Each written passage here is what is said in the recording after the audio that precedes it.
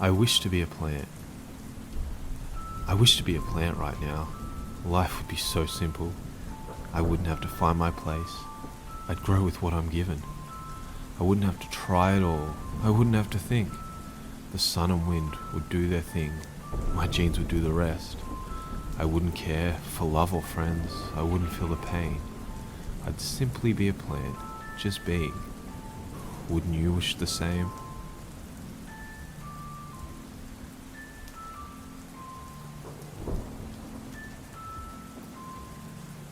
Closing shift. Many nights I work the closing shift.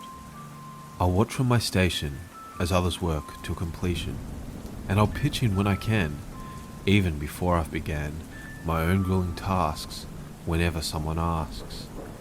And I will stay very late, as if destined by fate, for in every living way I'm meant to help and stay. Then I'll get to my responsibilities once I've expended my facilities, and nothing is left for me. Yet I must still work to be undeniably perfect for tomorrow's open door.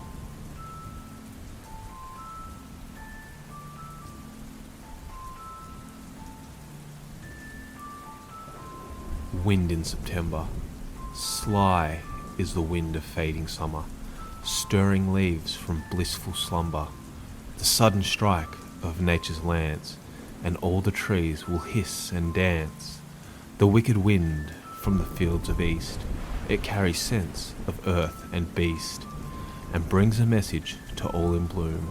The winter's fangs will bear your doom, kicking cans without a pardon, dragging hands upon the garden, snaking in to possess the curtain. Flowers shake, for death is certain.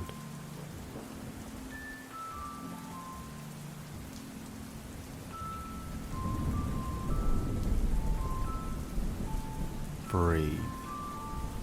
I'll turn the lamplight low and embrace the silence. I'll take my dog-eared book and lose myself in romance. And should you come to call, I'll turn your way. Please don't think me rude. We'll talk some other day. I breathe in, I breathe out. There is much work to do, but I'll not work tonight. I'll gather my strength. All will be done in time. And now the moon is high, but the night is long. I smile and close my eyes. I am where I belong. I breathe in, I breathe out.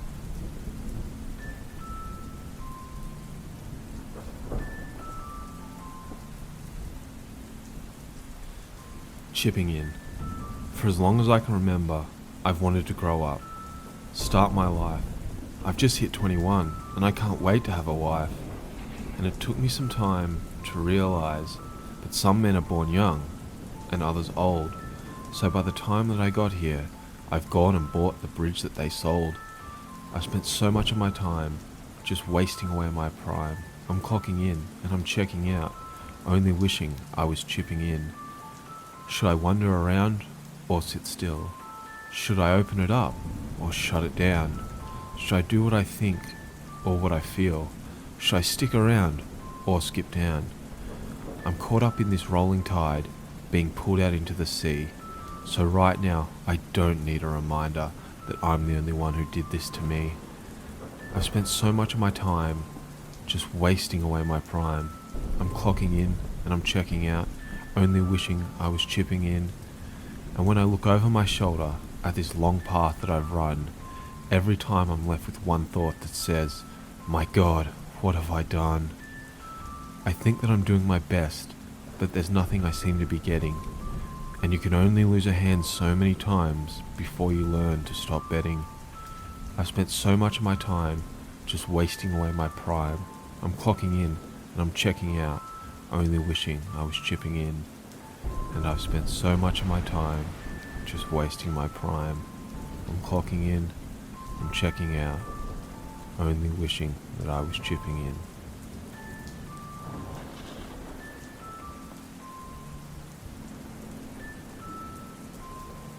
Flowers. Her hair curls like the petals of a rose. Her eyes pierce as if they are thorns. Art splatters her body like a morning dew upon a well-kept garden. She's grown in solitude, with fear of being plucked and forgotten. With teary eyes and bated breath, she awaits, planted. The plot beside her empty, but guarded. No man is worthy of this place, lest it be taken for granted. So he sits and watches, with gentle eyes, her elegant figure bathed in golden rays, her unkept petals littering the ground. She meets his gaze, and no words are said, an unspoken promise, and with that they are bound. No longer is the plot empty, nor is her heart, for there he lay in her bed.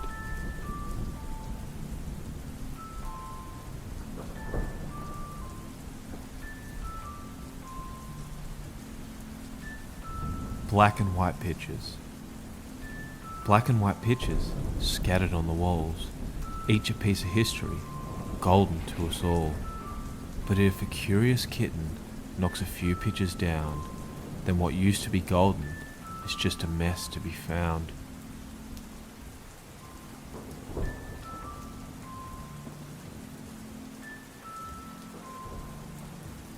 Haunted. How many years has it been since a ghost in the shape of everything you left behind began to follow me? I can't tell whose broken spirit it reflects, because you'd once said, I was born a broken man, after I'd said you were too broken to understand. So who's to blame? I've fought the strongest currents, I've braved the highest cliffs, I've burned the strongest sage, and it all still feels amiss. So the ghost still follows, monotone and never blinking. It just observes as I fail through life, searching for the one success to make the blood we've spilt mean something. Although you've gone, this can't be the end. The ghost just bulks, and I can't pretend it doesn't exist. During the cold nights, I'll leave the window open, but it doesn't freeze, it doesn't blink, it doesn't think, it doesn't even eat unless I ask it to take a seat at the table. There are times when the quiet becomes so melancholy, the ghost almost feels like all I have left. So when it dines, it isn't content with beef or pork or lamb. It demands the little I have left of your smile. And what will I do once I finally forget? Will the ghost then leave? Although that's all I want, although it's truly what I need, I couldn't stand seeing its back turned as it walks down the same path you took. That ghost proves you are true. Without it, I don't know what I'd do. When I finally feel all the lifetimes we've grown apart, how many years has it been since I've been dancing in our grave, wearing the shadow of our death, pretending that ghost doesn't exist? Why does life love irony? Why can't love wake the dead?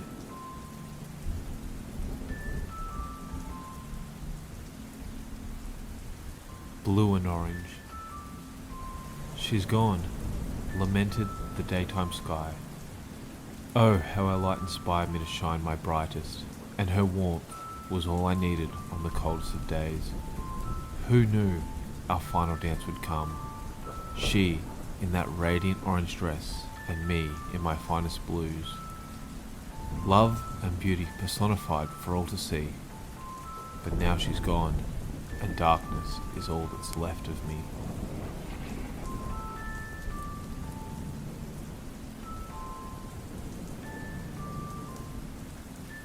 Do you truly know me? I smoke my ego eagerly and let it fill my lungs. It poisons who I'm meant to be. I take another drag, exhaling your idea of me, addicted to its form. Its shadow binding fearsomely takes over every dusk. It plays me like a symphony, but clashes to the eye. I wonder what it means for me, and who you truly love.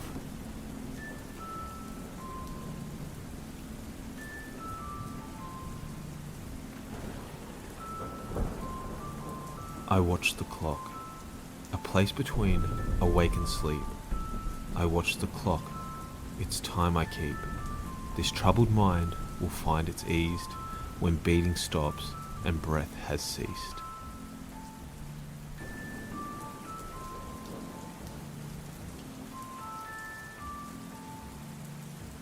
Monthly trim. I'd like to pretend I'm not really the cartoon blonde, seated in the chair of your salon, telling you about my dead dog, while all you're trying to do is make it through the day. We make stifled small talk. I admit that I can't drive, and pieces of my hair fall and cling to your clothes, like thin, stringy worms. You ask how work is going, and I reply like I'm special. At least that's how it sounds. Later, when I realize this, I'll try to believe that you gave me the benefit of the doubt. Even though my body has floated away, and now I'm just a face, peeking out of an empty cape, and I don't notice the rain falling outside until it abruptly stops, and the song playing over the speakers dwindles to an end, hollowing out the space between us. It's in these moments that the air feels starved. Even though I sit in silence for most of every day, you fire off the hairspray in quick, wet arcs that sting both your eyes and mine. I hate the haircut, but I go home and write a poem about how I hate myself instead.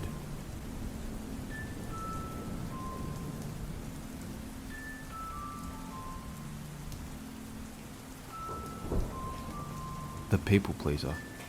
I aim to please, for you semi-divine, prioritize your needs and shove aside mine. I aim to be loved, to prove myself worthy, your every whim my command, and my cup left empty. And when later I feel slighted, this needs an underline. It was I who decided your needs were above mine.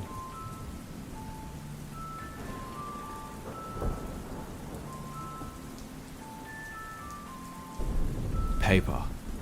Each piece of paper can give a unique and wonderful thrill, and feeling that is unique in ways, less unique if it's bills.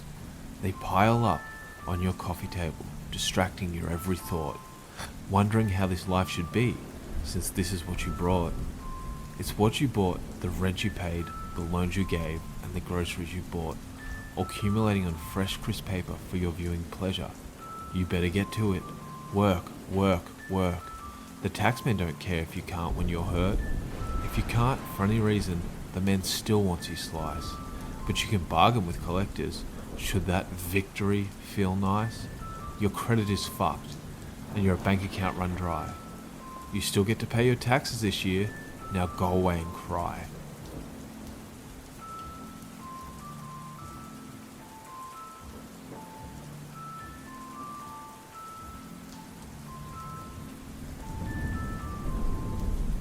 Okay, that's part 3 done and dusted.